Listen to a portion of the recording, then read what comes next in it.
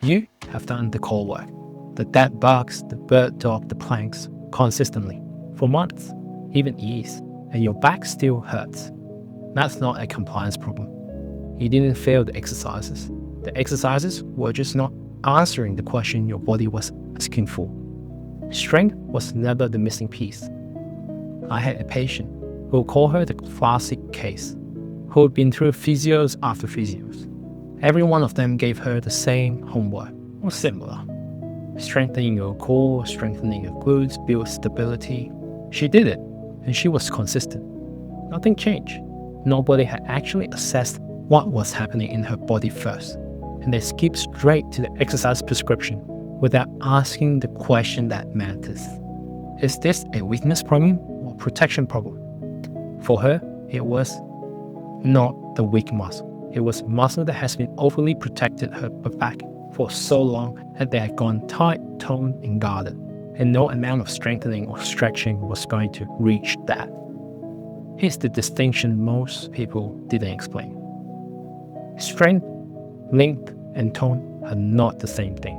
Tone is how much your muscle or nervous system is holding in guard and tension, regardless how strong or how flexible you are. You can have a strong muscle and very flexible range of motion, but still in a protective tone. Strengthening it more doesn't fix that. Sometimes it reinforces it. I see this consistently in two groups of people. People who do lots of gym work, or people who don't like stretching and they just keep in one position for work.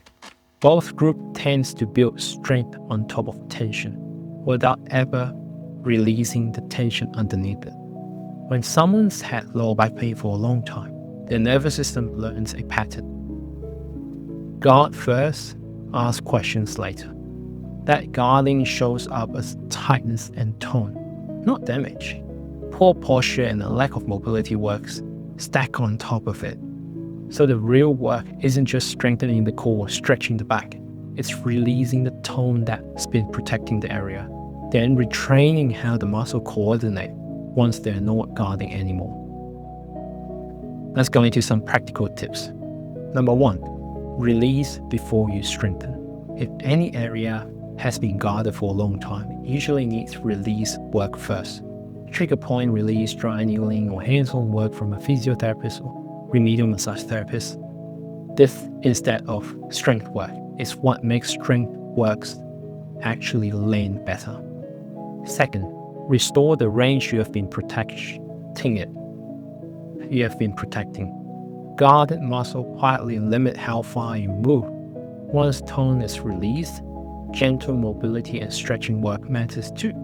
Not because you were previously doing it wrong, but because the guarding is no longer standing in the way.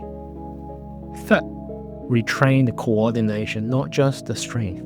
This is the step people skip. Once the tone is released and the range is back, your body has to relearn how those muscles fire together during a real movement, like bending, getting up from a sitting position. This retraining requires repetitions, weights. If you've been doing everything right and still not getting anywhere, that was never a sign you were failing. It was a sign the plan was incomplete.